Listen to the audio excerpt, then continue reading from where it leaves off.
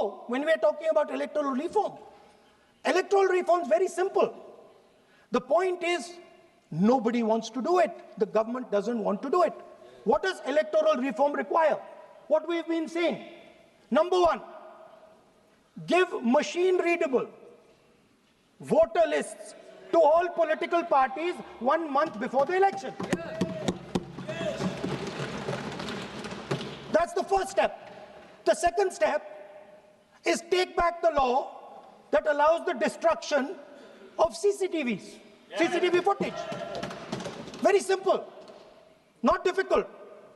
While you're doing that, also tell us what is the architecture of the EVM. Give us access to the EVM.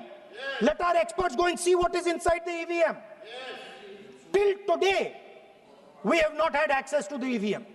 We are not shown the architecture of the EVM. We're not physically allowed to go and see an EVM. Give us the architecture. Give us access to the EVM. And finally, please change the law that allows the election commissioner to get away with whatever he wants to do. That's all the electoral reforms you need. And I want to assure the election commissioner that they might be under the impression that this law lets them get away with it.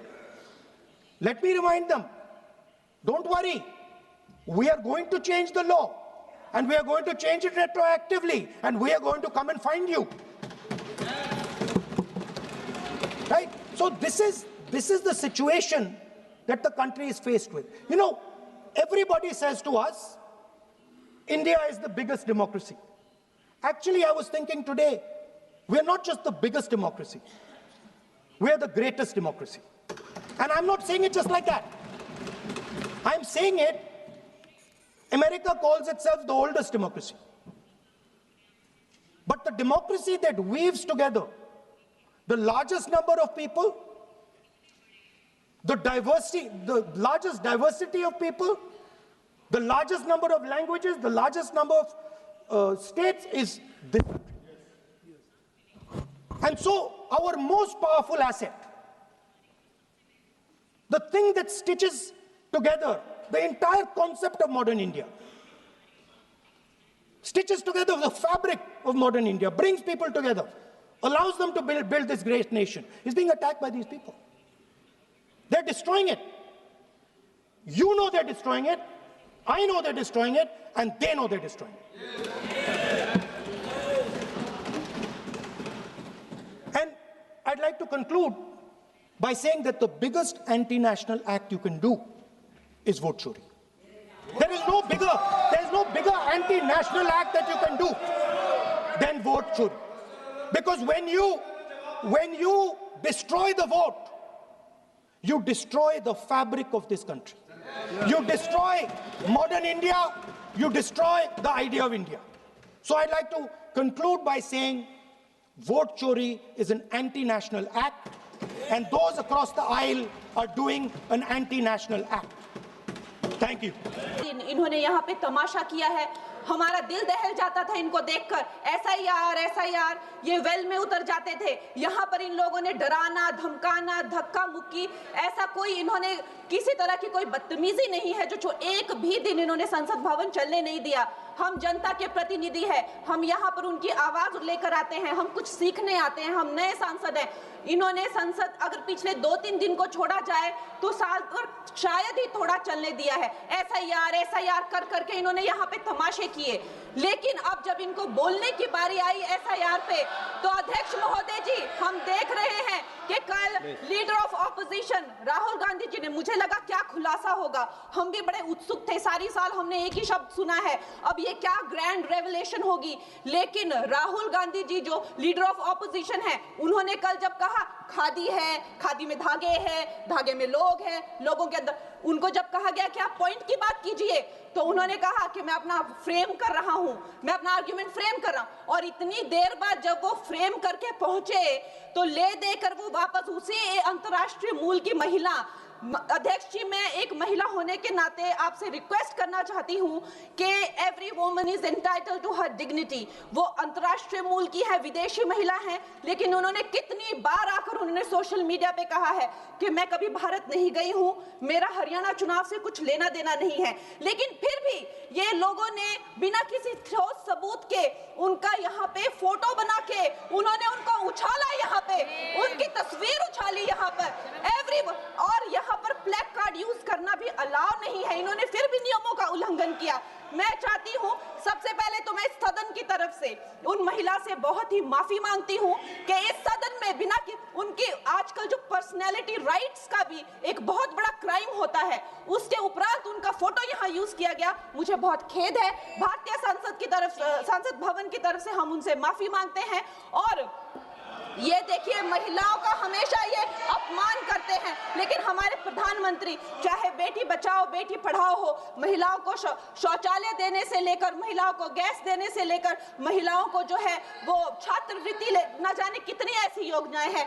Congress वालों, शायद तुम लोग ये समझ नहीं पा रहे हो, ईवीएम्स हैक नहीं करते हैं प्रधानमंत्री लोगों के दिलों को हैक करते हैं।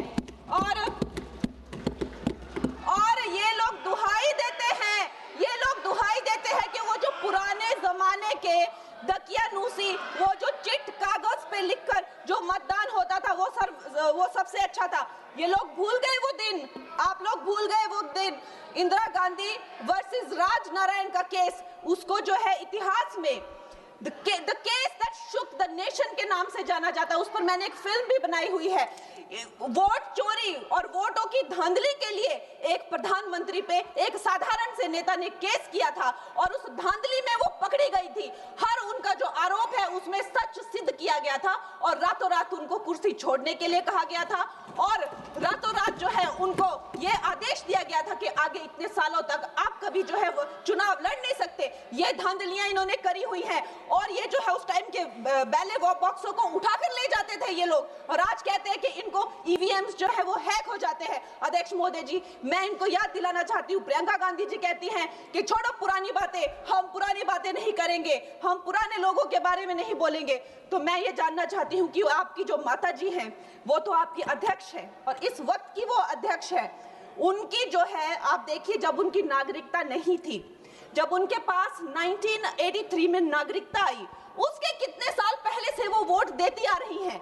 तो ये जो इनका जो परिवार है, एंटाइटलमेंट से जो ग्रस्त ये इनका परिवार है, ये प्रियंका गांधी जी को भी याद रखना चाहिए। चाहे आपका भूतकाल हो, चाहे आपका वर्तमान हो, आप सब लोग, चाहे ईवीएम हो या चाहे कागज पे लिखा हो, जब आप लोगों के चरित्र में जो है किसी तरह की मर्यादा नहीं है, आप लोगों ने कभी भी इस देश का, यहाँ की कानून व्यवस्था का, संविधान का कभी आप लोगों ने सम्मान नहीं किया हुआ है।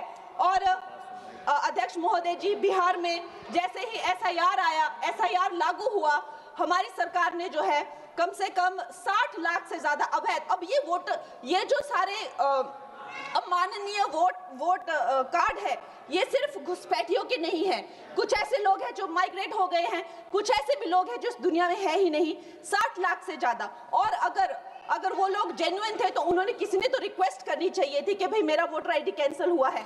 उसके उपरांत जो है 21 नए वोटर आईडी जो है उन्होंने दिए हैं और इस तरह का एक माहौल बना बिहार में कि आज तक की सबसे ज्यादा वोटिंग जो है 67% वोटिंग हुई। नागरिकों में ये उत्साह जगा कि जो है इस तरह की जो क्लेंजिंग प्रोसेस है वो होना चाहिए। मैं एक देशभक्त होने के नाते अध्यक्ष महोदय जी, मैं ये प्रपोज करना चाहती हूँ कि हमारे देश में जो है हमेशा महीने 2 महीने बाद हमारे जो शीर्ष नेतृत्व हो गए, सारे अधिकारी हो गए, हमारे जितने भी रिसोर्सेज हैं, हम लोग उनको हर महीने 2 महीने में इलेक्शंस में जो है पुश कर देते हैं। इससे हमारे देश का बहुत ही भारी नुकसान होता है। और मैं ये चाहूंगी कि 1 नेशन 1 इलेक्शन, जो नरेंद्र मोदी प्रधानमंत्री जी जो कहते हैं कि एक वोटिंग जो है डेमोक्रेसी के उत्सव के रूप में, जैसे कि दिवाली होती है, होली होती है, उस रूप में मनाया जाए, क्योंकि ये सिर्फ सरकार का ही नुकसान नहीं है। 10,000 करोड़ से ज्यादा का जो नुकसान होता है सिर्फ वही नहीं है, लेकिन मुझे लगता है कि धीरे धीरे हमारे जो नागरिक भी है उनमें जो वोटिंग फटीक है, बार बार उन्हें जागरूक करना, बार बार कई जगहों से जहां वो काम करते हैं वहां से उनको ट्रैवल करके अपने नेटिव प्लेसेस पे आना और बार बार मार्केटिंग करके, it is exhausting for the whole ecosystem. तो मैं ये प्रपोज करना चाहती हूँ कि वन नेशन वन इलेक्शन को लाया जाए और ये जो भी हमें जिस तरह की जो असुविधा होती है हर महीने 2 महीने में इलेक्शंस की, उससे जो है हम बच सकते हैं। जय हिंद। धन्यवाद जी। माननीय सदस्य मियां अल्ताफ अहमद जी।